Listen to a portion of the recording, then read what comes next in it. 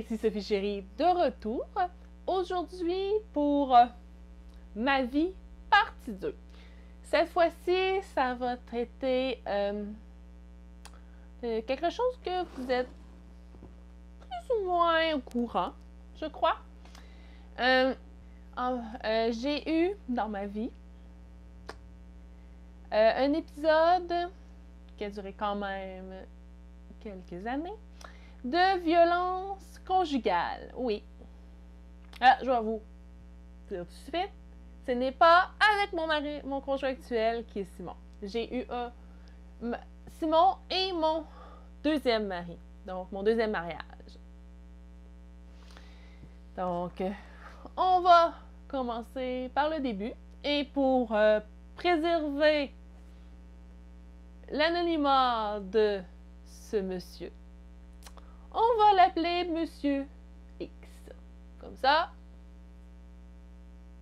hein? On préserve son anonymat, puis je me fais pas de trouble. Donc, comme vous savez déjà, mes parents étaient pas très enclins à ce que j'ai d'amoureux.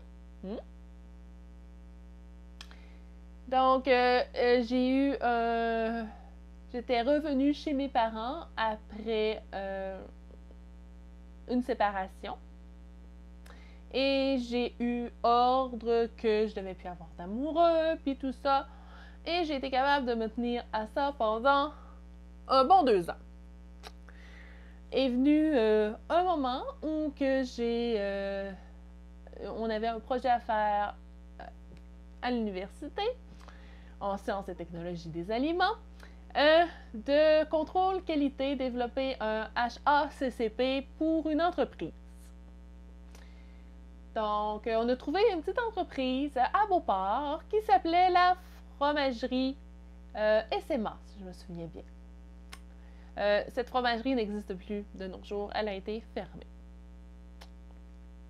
Donc, c'est ça, on a fait le travail avec eux autres, tout ça, et ça a donné que ça a été l'emploi de mon été après. Parce que j'ai décidé, j'ai demandé s'il y avait besoin de quelqu'un pour travailler au sein de l'entreprise pour l'été. Donc, il y avait une place, donc je suis allée. Donc, j'étais tout simplement une ouvrière, là. Dans le fond, j'ensachais du fromage, on faisait du tortillon, des choses comme ça. On s'occupait de couper les fromages en briques, de les mettre dans les sacs et tout ça. Donc, j'étais dans la section production. Et au courant de ça, j'ai rencontré M. X qui travaillait à la fromagerie. M. X avait l'air très gentil. On s'entendait très bien et tout ça. Donc, à un moment donné, je ne sais pas si c'est moi ou lui, je ne me souviens pas. Mais il y a quelqu'un qui a fait le premier pas, puis on a décidé de se voir.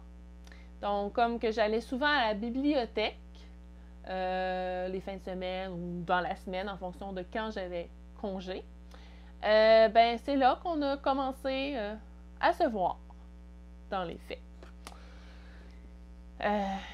Mais ça a quand même pris un bout de temps. Donc, j'avais commencé mon autre année. Fait que c'est ça, on a commencé à se voir en secret parce que je ne pouvais pas le dire à mes parents parce qu'ils ne voulaient tout simplement pas qu'il y ait aucun amoureux dans ma vie. Et à cette époque-là, on est aux alentours de 2006. Donc là, on est en 2019. En 2019, je vais avoir 37 ans. Fait que si on calcule ça, ça fait 13 ans de ça. Donc, j'en avais 23, 24 à peu près. 23, 24, mais je n'avais pas le droit d'avoir d'amoureux. C'est ça. Donc, je le voyais comme ça, en secret. Ça faisait à peu près 2 semaines qu'on avait commencé à faire ça. Quand mon père, je ne sais pas trop comment, s'est rendu compte du poteau rose. Donc, ma famille m'a mis au pied du mur de choisir entre Monsieur X ou ma famille. Mais je commençais à m'arranger pour connaître Monsieur X, tout ça, ça avait l'air à bien aller. Puis là, il aurait fallu que je lâche tout. Et j'étais pas prête à faire ça. Enfin, si tu veux connaître quelqu'un et tout ça, ben, faut continuer, hein? Fait que j'ai choisi Monsieur X. Mais là, mes parents ont dit, si tu choisis Monsieur X, ben, tu crisses ton con de chez nous. On veut plus te revoir. Jamais. Plus aucun commentaire, plus rien.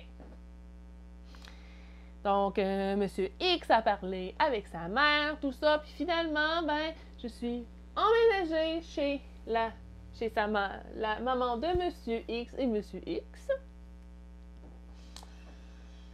Au début, tout allait plutôt bien. À un moment donné, Monsieur X a commencé à être violent envers des objets. Là, j'ai commencé à me poser un petit peu des questions, mais je dis bon, regarde, des brises, des affaires, c'est pas, regarde, c'est pas moi, là, c'est pas moi qui frappe ou quoi que ce soit, t'sais. C'est resté comme ça, puis la relation a continué. Moi, je me suis retrouvée, je crois, à aménager avec lui aux alentours du mois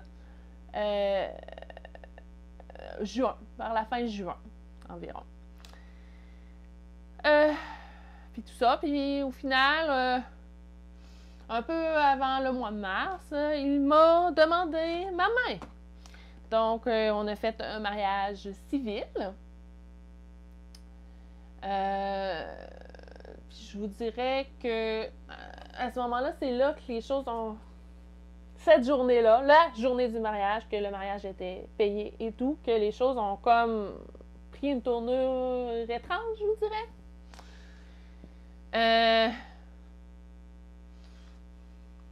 Il est arrivé une bad luck sur ce qu'il était en train de préparer, puis tout ça. Puis il a pogné les nerfs. Puis non, on ne m'a pas frappé rien, mais il a encore été vraiment violent envers des choses qui se trouvaient autour de lui.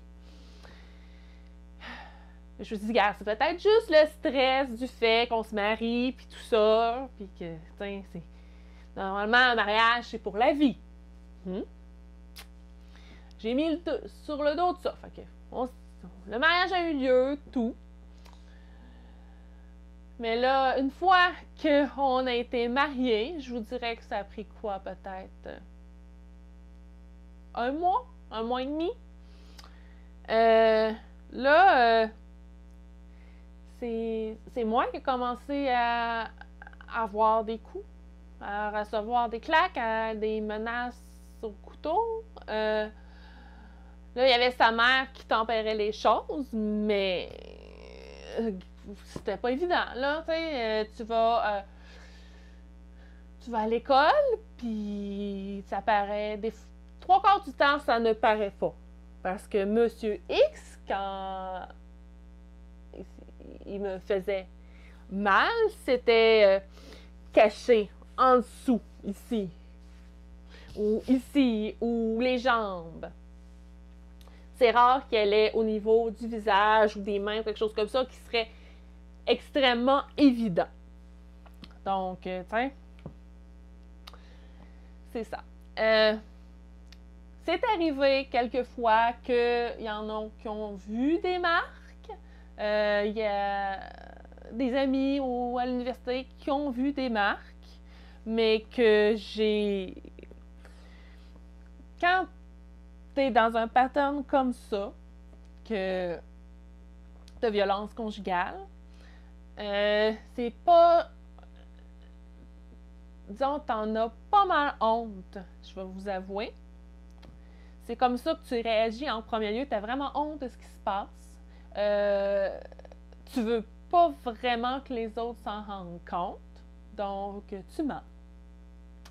Que j'étais arrivée une journée à l'université, puis j'avais la lèvre fendue. Ah, je leur ai dit que je m'étais enfargée, puis j'étais tombée, puis que la lèvre avait fendue. Je ne crois pas que mes amis ont vraiment cru à ça. Et je vous dirais que c'est à la suite de ça, l'année suivante, que mes amis ont décidé de se distancer de moi. Ouais, fait que je crois qu'ils ont compris ce qui se passait, mais qu'ils ne savaient pas quoi faire, puis qu'ils ont préféré ne plus être en contact avec moi, puis voir ce qui se passait.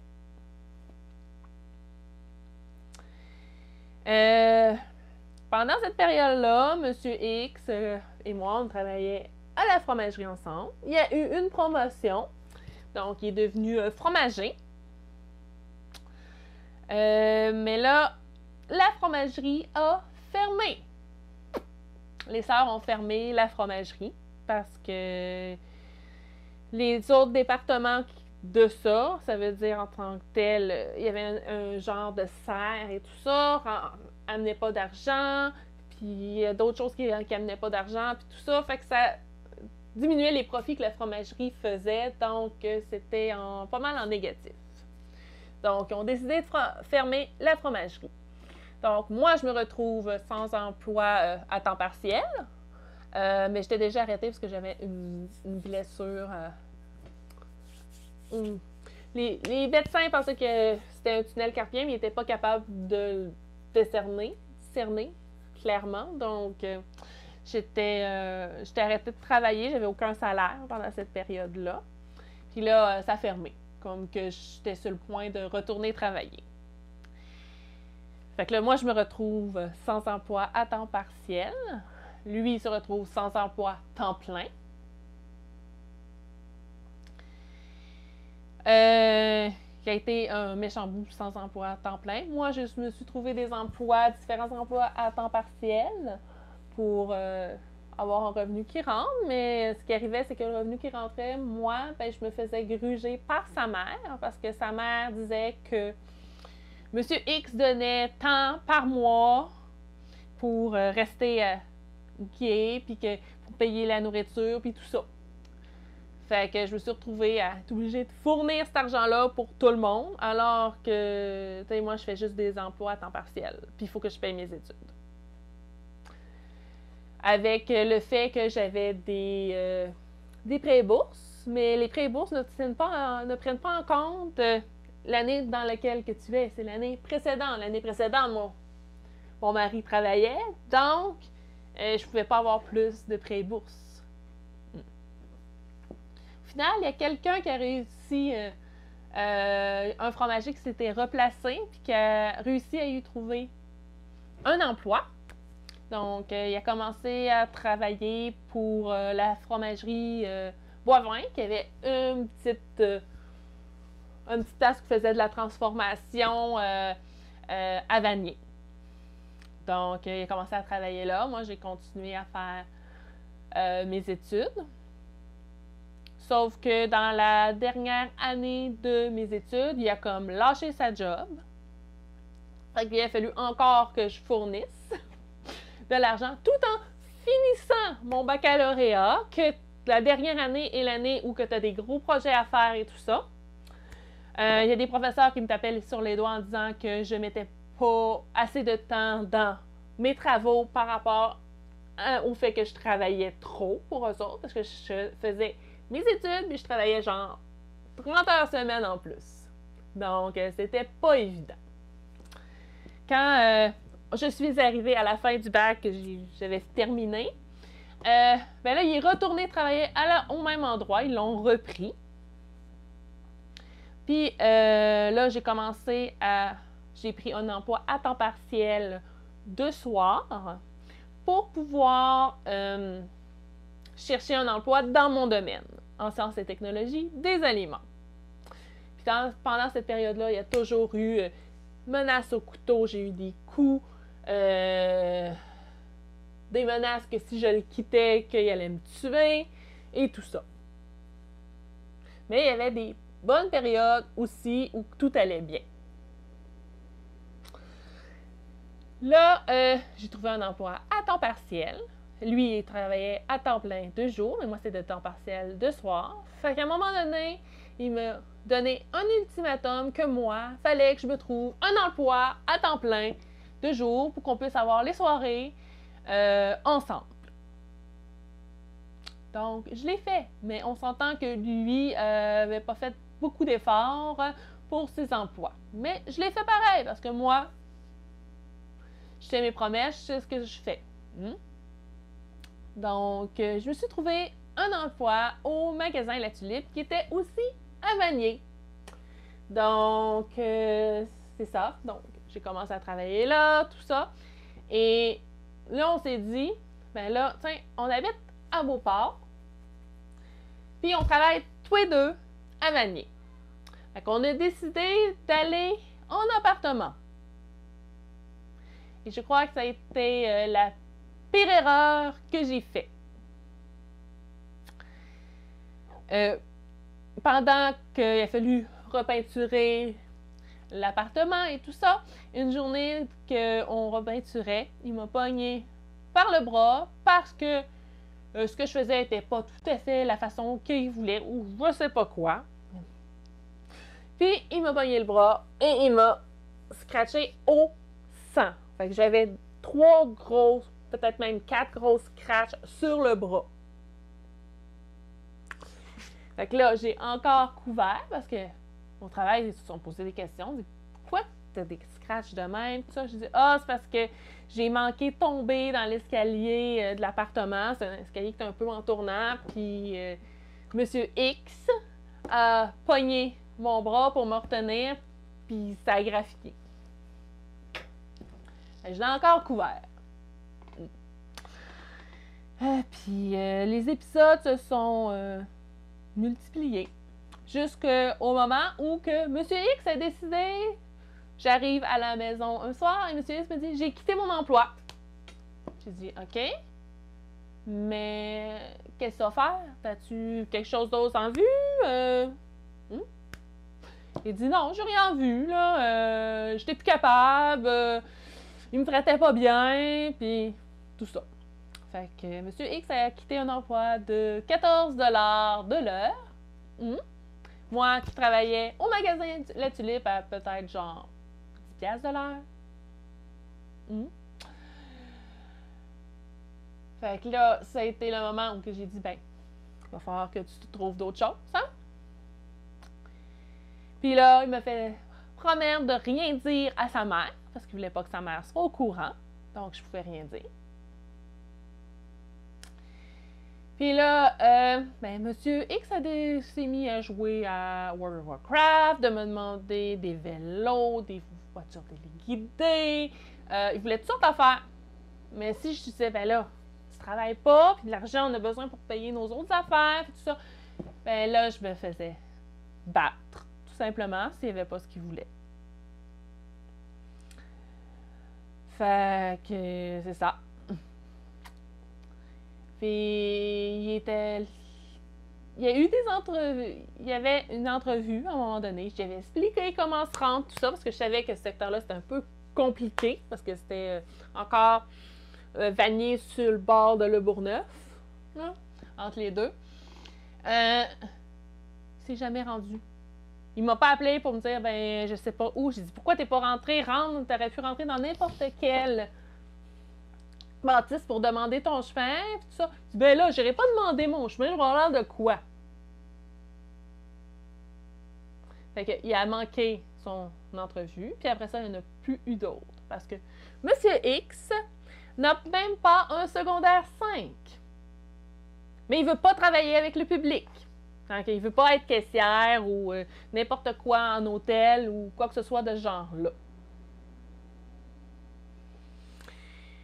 Fait que c'est fini que Monsieur X est resté à la maison, puis tout ce qu'il faisait, c'est jouer à World of Warcraft.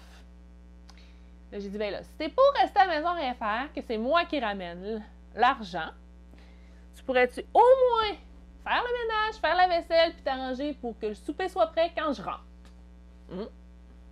C'est un minimum. Elle dit, ben là, je veux pas faire le ménage, ni la vaisselle, ni le lavage, parce que là, le monde va savoir que je cite, que je travaille pas.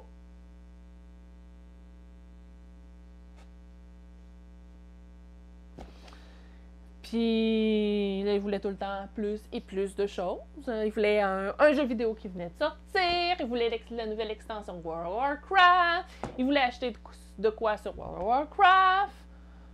Puis là, j'ai dit, ben, on n'a pas l'argent. Puis à chaque fois, ben, c'était les coûts, puis l'harcèlement psychologique, tout ça. Fait que ça finissait que je lui donnais ce qu'il voulait pour avoir la paix et arrêter d'avoir des coups. Là, à un moment donné, il est arrivé mon anniversaire. Et Monsieur X est allé m'acheter un beau bijou pour mon anniversaire. Mais l'affaire, c'est que on n'a pas d'argent pour payer ça. Hein? On a mon petit salaire qui est pour payer tout, alors qu'avant, on avait un salaire mon salaire à moi de 10 de l'heure, plus son salaire de 14 de l'heure. Donc, un salaire de 10 plus 14, 24 de l'heure. Puis là, tu te retrouves avec 10 de l'heure pour payer le câble, l'Internet, l'électricité, le loyer, la bouffe, les dettes, parce que il fait acheter 375 millions d'affaires, fait que j'ai des dettes. Fait que c'était serré, pas mal, puis l'argent qui était dans son compte, je le touchais pas à moins d'en avoir vraiment, vraiment besoin le mois courant. Il est allé dépenser cet argent-là, puis là, ben, il m'a donné le bijou devant sa mère, donc j'ai pas pu rien dire. Parce que j'avais promis de ne pas le dire à sa mère. Là, continue comme ça. Puis là, ben, pour les épiceries, monsieur ne veut pas plus sortir de la maison pour faire l'épicerie.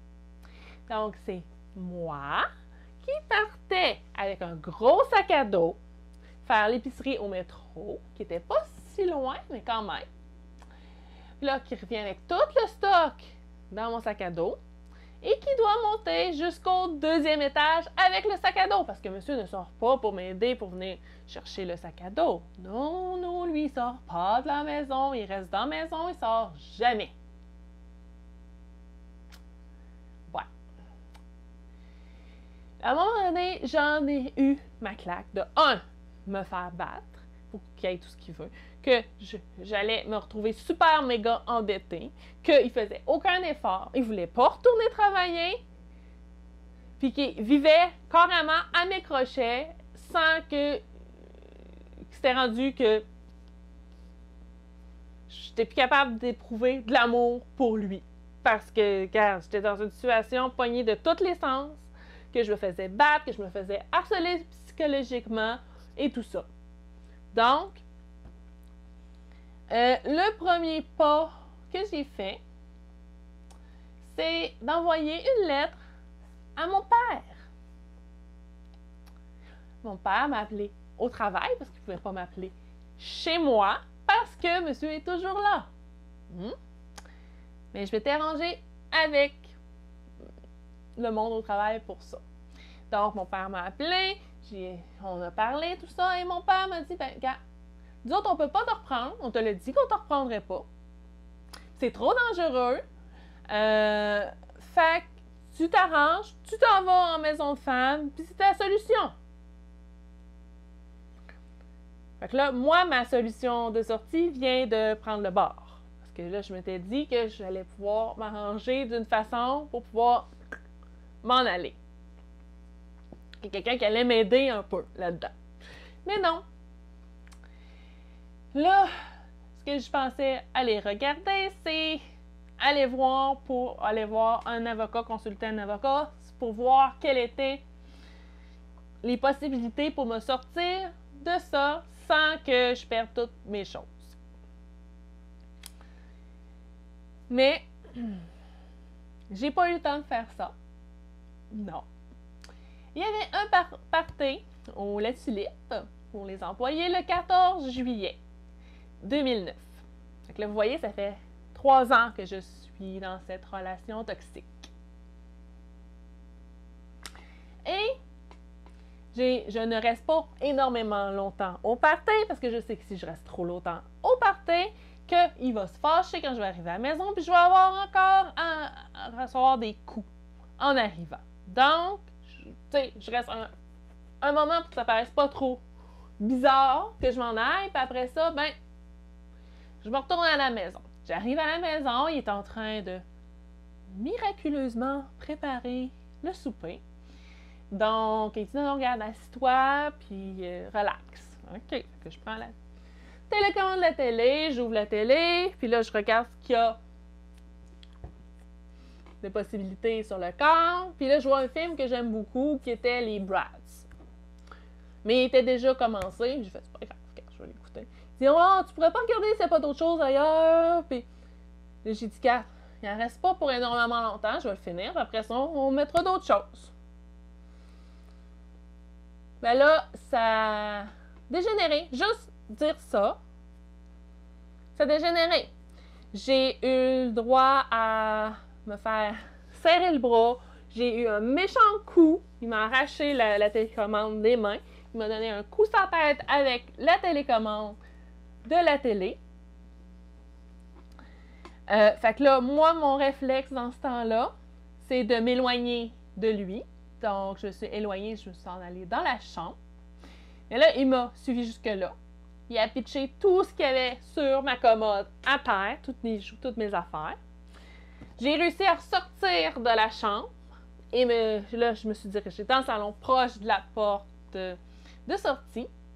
Et là, il a sorti de notre bloc à couteau le plus grand couteau, le couteau du chef.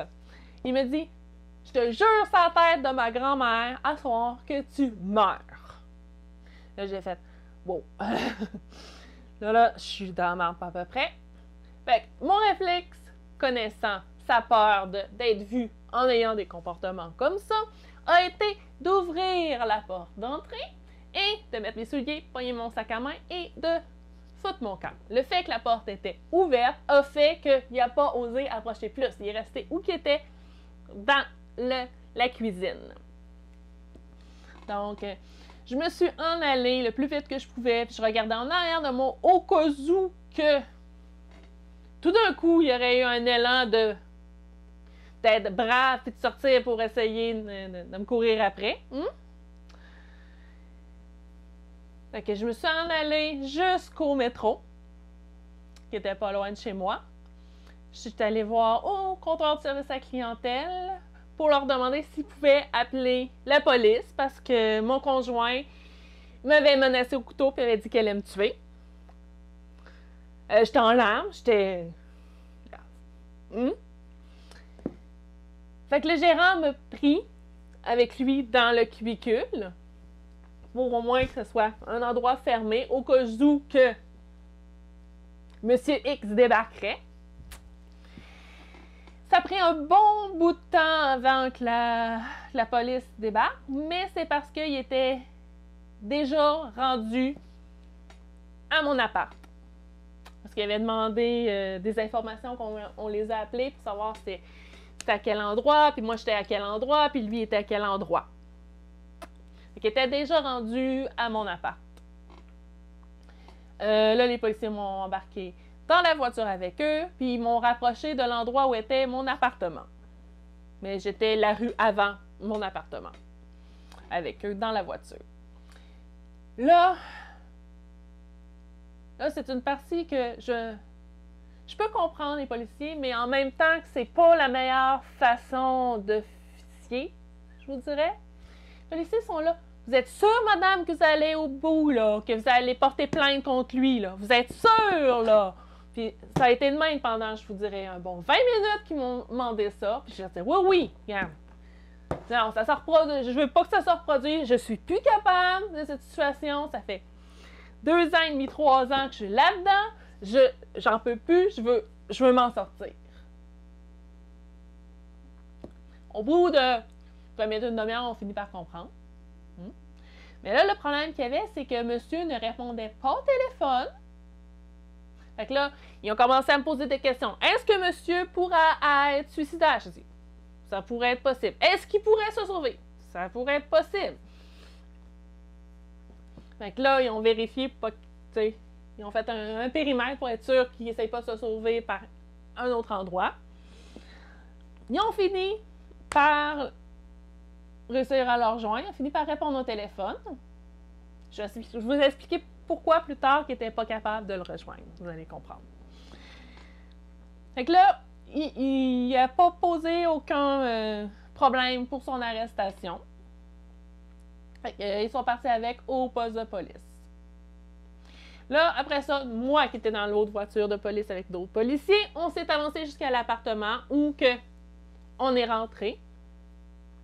Là, ils m'ont demandé, est-ce qu'il y a des armes blanches, quelques armes que ce soit dans l'appartement? Là, je leur ai dit, ben, il y a des couteaux militaires. Fait qu'ils ont ramassé les couteaux militaires. J'ai dit qu'il y a des fusils à plomb. Ils ont tous ramassé les fusils à plomb. C'est avec quoi que vous a menacé, madame? Ils ont ramassé le couteau avec lequel ils m'avaient menacé.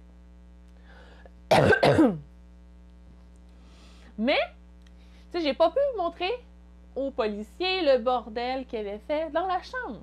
Parce que monsieur a tout ce qu'il avait pitché qui était sur la commode, il l'a tout ramassé. Il restait plus rien nulle part.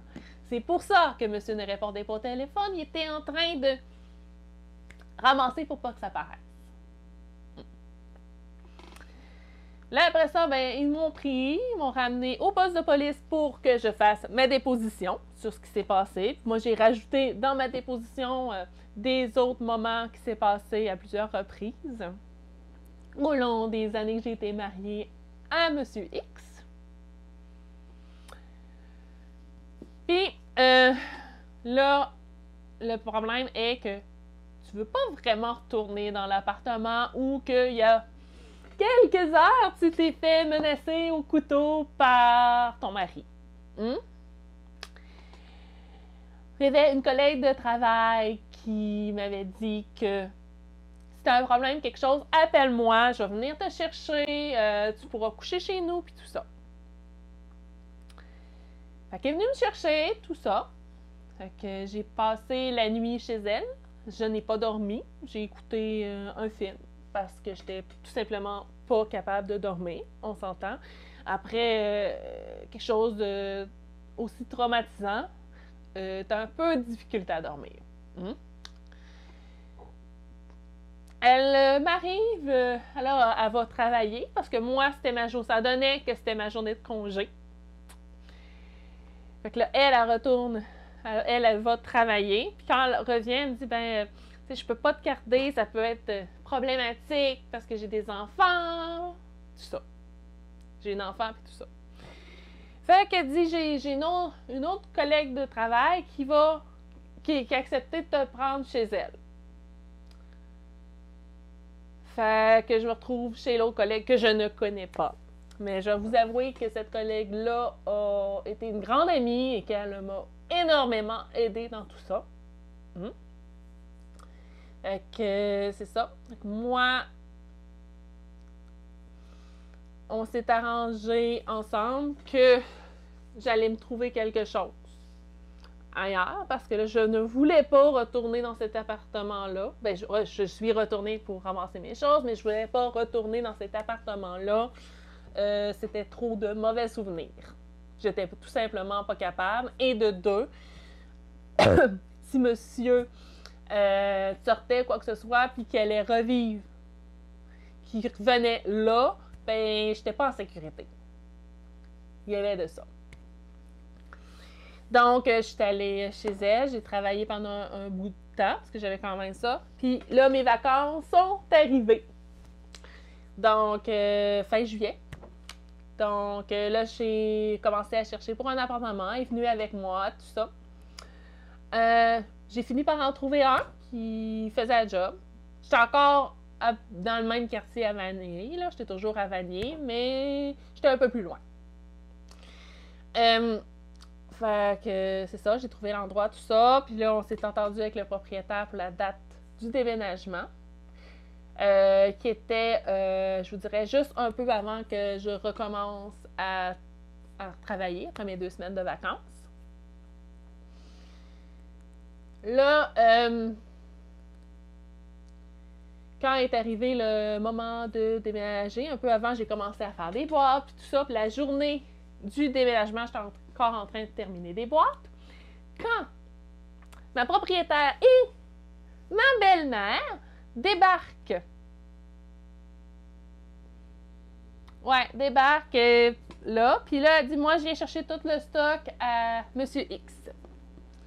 J'étais là, ben, non, je veux pas 40. Ça, je dis à la propriétaire, je veux pas 40. Oui, mais le nom de... Elle a une procuration, puis le nom de votre mari est sur le bail, donc elle a le droit de rentrer. J'aurais tellement dû, et tellement, appeler la police à ce moment-là. Parce que je me suis fait avoir solide dans cette situation-là.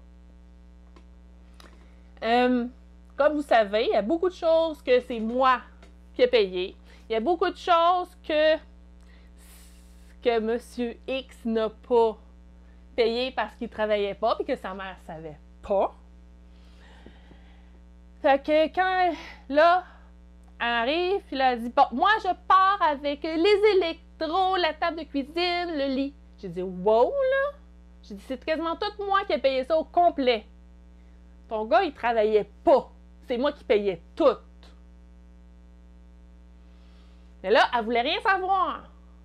Fait que la seule solution que j'ai eue, c'est, j'avais 2 vélos, des gros vélos, des Specialized, que ça vaut 2000 $ chacun, genre.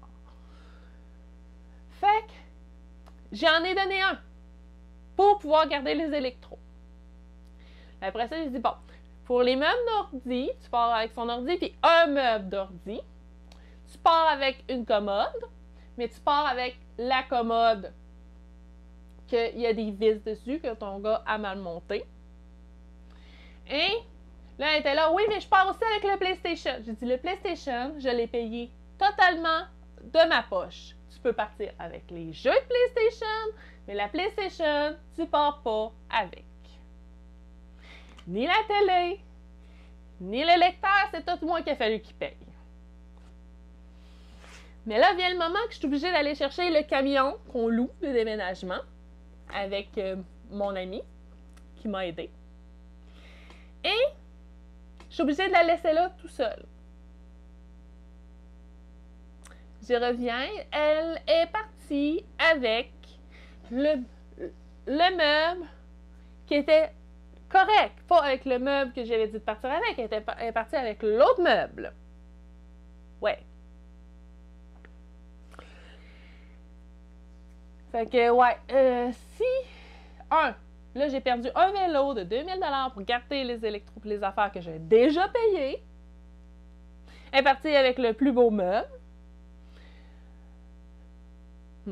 Fait que si j'aurais été plus intelligente, que j'aurais appelé la police m'aurait sûrement un peu plus protégée et madame n'aurait pas pu rentrer et j'aurais pu déménager avec ce qui est à moi, que j'ai payé, que j'ai tout payé, sans être obligée de donner des choses puis me retrouver à payer ces choses-là alors que je ne les ai plus. Mais pendant toute cette période-là, aussi, il a fallu que j'appelle pour le procureur à tous les jours pour savoir qu'est-ce qui se passait. Est-ce qu'il avait décidé de le libérer? Est-ce qu'il passait en cours? Qu'est-ce qui se passait? Insister sur le fait qu'il est dangereux. Il me l'a dit plusieurs fois que si je le quittais, qu'il allait me tuer. Puis, est venu le jour de la fameuse comparution qui a quand même été longue. Je pense qu'il a été un bon... peut-être presque un mois en prison. En attendant, le procureur a réussi à faire ça au moins. Mais là, le jour de la comparution, j'étais supposée de témoigner pour justement être sûre qu'ils reçoivent une sentence qui soit correcte et qu'ils comprennent que battre sa femme, c'est pas... Excusez-moi, j'ai mal à la gorge. C'est pas une bonne idée. Que ça se fait pas. Et le procureur et l'avocat de monsieur se sont entendus à l'amiable. Donc, le procès a eu lieu, mais moi, j'ai pas eu à témoigner. Il voulait pas que je témoigne. le procureur a dit, gars, il va avoir une sentence de 6 mois de détention dans la collectivité. Moi, je ne savais absolument pas ce que ça voulait dire. Et il va avoir un 3 ans de probation. Là, il a dit, tu serais même, vu que c'est sa première offense, qu'il n'a jamais rien fait et tout ça, tu ne seras pas capable d'avoir meilleur que ça. Même si tu vas parler de ce qui s'est passé, de tout ce qui s'est passé depuis longtemps, ça ne changera absolument rien à cause qu'il n'y a pas d'antécédent. Tu vas avoir une sentence qui est encore plus bonbon que celle-ci. J'ai fait confiance au procureur. Donc, le truc fini. Moi, je suis encore là parce que c'était déjà quasiment décidé. Hein?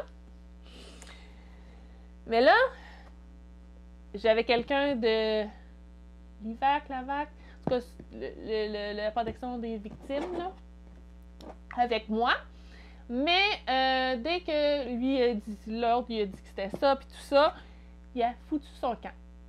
Et moi, il fallait que j'aille un papier pour ma job, parce que là, j'ai été obligée de manquer une journée de travail pour ça. Il fallait que j'aille chercher le papier. Donc, le temps que j'aille chercher le papier et tout ça, ben, monsieur avait fini ses choses. J'aurais pu tomber sur monsieur n'importe quand. Parce que monsieur, qu'elle veut dire un 6 mois de détention dans la collectivité, c'est que monsieur est retourné chez maman, puis que normalement il devrait rester chez lui, sauf qu'il avait le droit de sortir pour travailler de 9h à 5h ou genre pour aller faire des commissions, il avait le droit de sortir. Il n'avait pas le droit de m'approcher, par contre, c'était interdit. Mais, c'est ça. Fait que dans le fond, il pouvait pas mal quand même faire ce qu'il voulait. C'est juste qu'il pouvait pas sortir le soir, aller au cinéma, des choses de même, mais il pouvait continuer à jouer son fameux World of Warcraft chez sa maman, hein? Faire ce qu'il faisait déjà. Donc, je trouve que c'est une sentence bonbon. Il y a eu ça. Et aussi, ah oui, il fallait qu'il suive une thérapie pour son impulsivité. Parce qu'eux ont décidé que c'était de l'impulsivité et non un problème. Parce que pour moi, avec le temps que j'ai été avec lui, c'était des... Je suis heureux! Je suis en colère totale. Je suis heureux! Je suis en colère totale. Ça ressemble à un problème mental qui aurait eu besoin d'être traité. Mais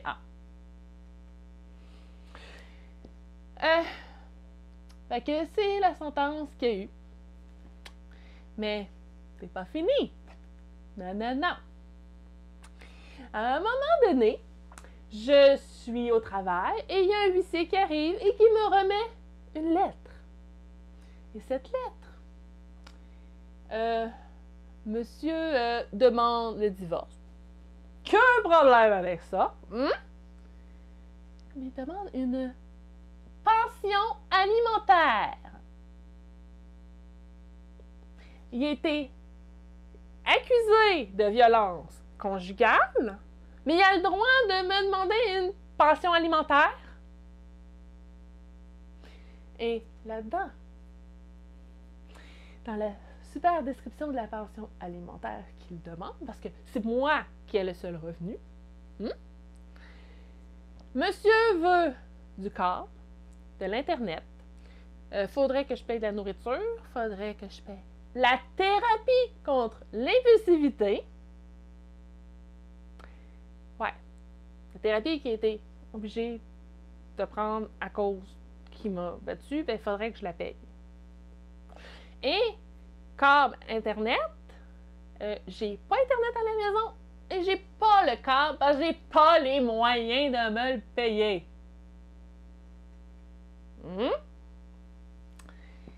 Ben là, j'ai été obligée de faire quoi? Aller voir un avocat pour voir ce que je pouvais faire. Moi, je suis endettée par-dessus la tête déjà. Fait que là, j'essaie de recontacter mes parents, parce que mes parents avaient de l'argent qui était à moi, à Bibi. Oui. Puis là, je leur explique que je vais avoir besoin d'un avocat. J'aurais besoin d'argent un petit peu pour payer cet avocat, pour me sortir de cette merde. La réponse que j'ai eue de mes parents, c'est « Débrouille-toi avec tes troubles ». Ouais. J'ai rencontré l'avocat. L'avocat, il voit que le dossier, ça n'a carrément pas de bon sens. On s'entend? Il dit, je pourrais te régler ça à l'amiable. Si je réussis, ça devrait te coûter autour de 1200. OK. Fait que, qu'est-ce que Sophie, elle est obligée de faire? De se contracter un prêt accédé pour payer l'avocat. Oui, un autre dette sur mon petit coco pour payer l'avocat. Et l'avocat qui a commencé à travailler le dossier, qui a vu ce que j'avais comme argent, qu'il a vu les dettes que j'avais, ce que je devais payer et tout ça, m'a carrément dit, « Madame, vous devriez faire faillite, ça vous aiderait. » Moi, je lui ai dit que non, je ne ferais pas faillite pour salir mon nom à cause de Monsieur X. J'en ai pas question. Fait que là, Monsieur X est là. Je veux avoir le vélo. Le deuxième vélo. J'ai dit à mon avocat, non. J'ai la preuve ici que c'est moi qui paye les vélos.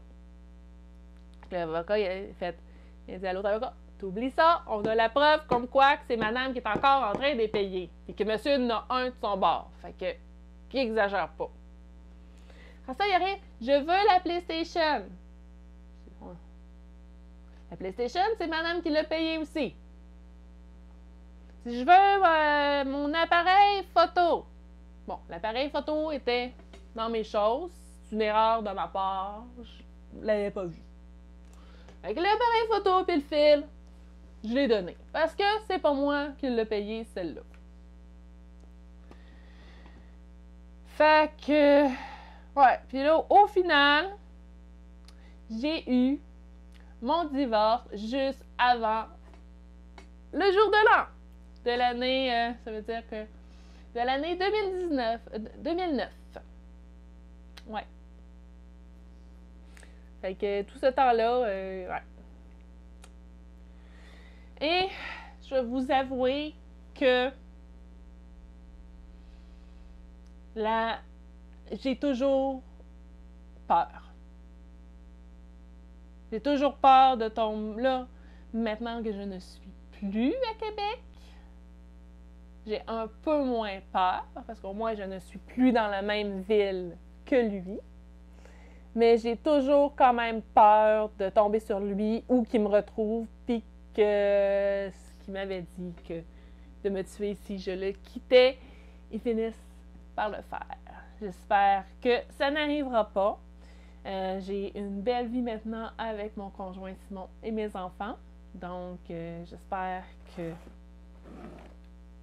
il n'arrivera pas d'autres bad luck de ce côté-là.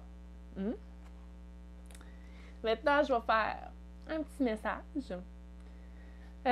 S'il y a des femmes ou des hommes, parce que oui, la violence conjugale ça peut être aussi l'homme qui en soit victime.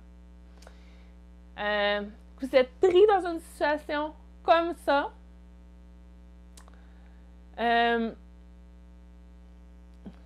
Parlez.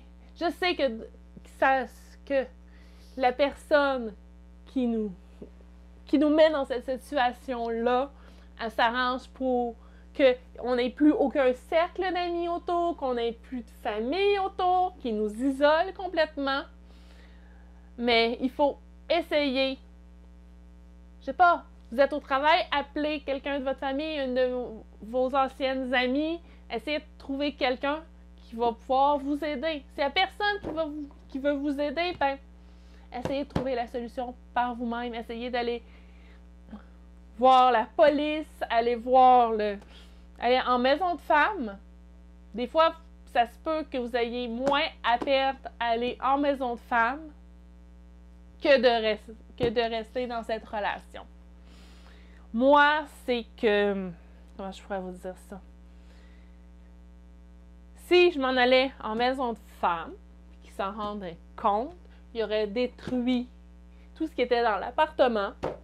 Il aurait détruit l'appartement même. Donc, j'aurais eu une tonne de problèmes sur le dos. Que vu que le bail était à nos deux noms, que la propriétaire aurait pu revenir sur moi, vu que lui n'avait pas de revenus. Donc, c'est pour ça que j'avais pas fait ce move-là encore. Et j'étais en train d'essayer de voir quelles ressources je pouvais approcher qui pourraient me donner une aide. Mais, comme vous avez vu, il a fait la chose pour que j'ai pas eu le choix de contacter la police cette fois-là. Regarde, n'hésitez pas à appeler la police quand ça arrive. N'hésitez surtout pas. Qu'il n'y ait pas de marque quasiment sur votre corps, on s'en fout. N'hésitez pas à appeler. OK, il va peut-être avoir une sentence. Bon, pour cette fois-là. Mais si ça arrive à une autre femme, moi, c'est ça que je me suis dit. J'ai dit, s'il y a quelqu'un d'autre qui tombe dans ses filets, puis qui vit la même chose que moi, ben, monsieur a déjà sur son dos un cas de violence conjugale. Fait que la prochaine fois, le juge, je crois, va lui donner une sentence qui va s'en rappeler longtemps. J'espère. Fait que c'est important de porter plainte. Et aller jusqu'au bout, même si les policiers vous talonnent, vous diront, est-ce que vous allez aller jusqu'au bout? Est-ce que vous allez jusqu'au bout? Lâchez pas prise et allez jusqu'au bout. Il vous fait des beaux yeux, il s'excuse. Ça fait 300 fois qu'il s'excuse, qu'il dit, je recommencerai plus, je sais pas ce qui m'a pris. Il changera pas. Je suis désolée, je l'ai vécu, et il ne changera tout simplement pas. Donc, n'hésitez pas à porter plainte. C'est votre vie qui en dépend. Donc, je sais que la vidéo d'aujourd'hui, c'était un peu... comment je vais dire ça? Difficile. Et je suis allée qu'en surface. Seulement en surface. Donc, si vous avez d'autres questions, vous pouvez me laisser en commentaire. Si vous avez besoin d'aide, besoin de conseils, n'hésitez pas en commentaire, puis je vais vous répondre. Donc, Sophie Chérie vous dit à la prochaine!